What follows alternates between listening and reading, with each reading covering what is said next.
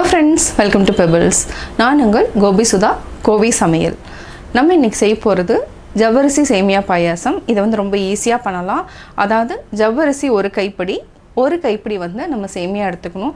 ரொம்ப ஜாஸ்தி எடுத்திங்கன்னா சாதம் மாதிரி ஆகிடும். இதுக்கு வந்து என்னென்னா 3/4 லிட்டர் பால் எடுத்துக்கலாம்.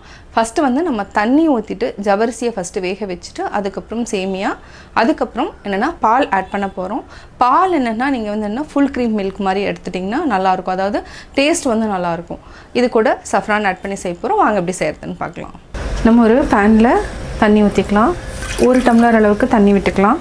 தண்ணி விட்டதுக்கப்புறம் முதல்ல ஃபஸ்ட்டு ஜவ்வரிசி வந்து நம்ம வந்து கம்மியாக எடுத்துக்கலாம். ஜாஸ்தி எடுத்திங்கன்னா அது வந்து என்னென்னா ரைஸ் மாதிரி ஆகிடும். நம்ம அதனால் என்னென்னா ஒரு 25 கிராம்ஸ் அளவுக்கு மட்டும் எடுத்துக்கலாம். ரொம்ப கம்மியாக எடுக்கணும். அதாவது என்னென்னா நான் வந்து 3/4 லிட்டர் பாலுக்கு நம்ம இப்போ பார்த்திங்கன்னா அளவுன்னு பார்த்திங்கன்னா இவ்வளோ போட்டாலே இதுவே நிறையா வரும்.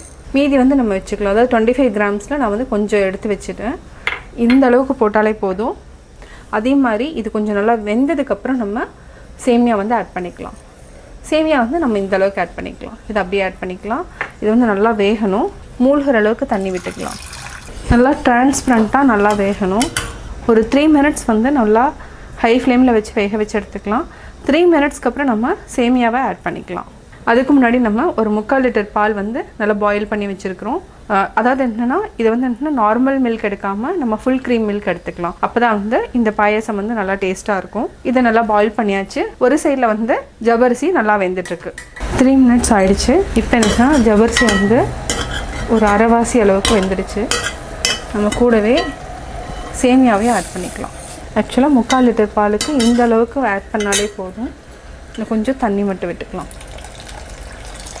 இது சிம்மில் வச்சுட்டு வேக வச்சுக்கலாம். இது ஒரு 3 மினிட்ஸ் வந்து நல்லா வேகட்டும். இப்போது சேமியா ஜவ்வரிசி ரெண்டுமே நல்லா வெந்துடுச்சு. இப்போ நம்ம பால் ஆட் பண்ணிக்கலாம். பால் ஆட் பண்ணியாச்சு. இது நல்லா கொதிக்கட்டும்.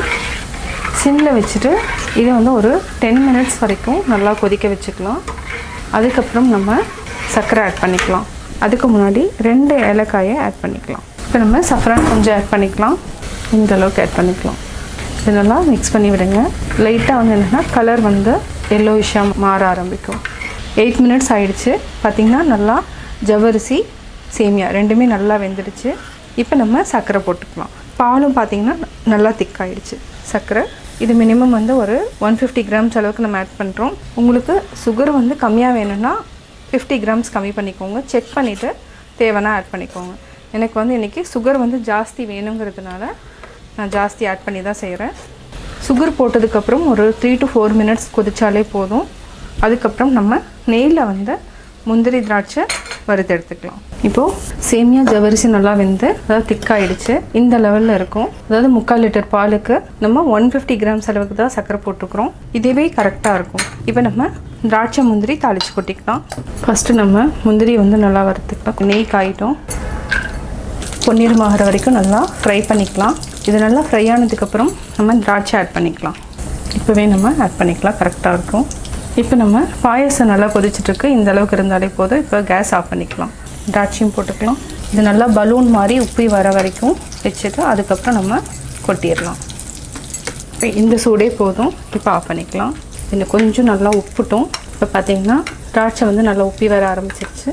அதே மாதிரி முந்திரியும் நல்லா பொன்னிறம் ஆகிடுச்சு. இப்போ நம்ம கொட்டிடலாம். பாயாசம் ரெடி.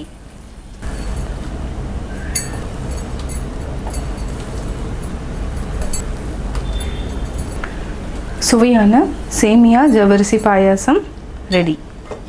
ஜவ்வரிசி சேமியா பாயாசம் எப்படி செஞ்சேங்கிறது பார்த்தீங்க. இது வந்து என்னென்னா சின்ன சின்ன விசேஷங்களுக்கு பண்ணிக்கலாம்.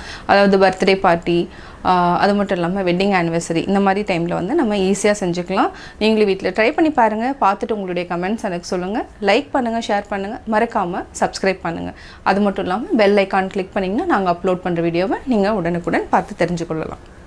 என்னோடய குக்கிங் வீடியோ முடிஞ்சதுக்கப்புறம் பார்த்தீங்கன்னா ஒரு திருக்குறள் வந்து நீங்கள் பார்க்கலாம். உங்கள் குழந்தைகளுக்கு நீங்கள் சொல்லித்தரலாம்.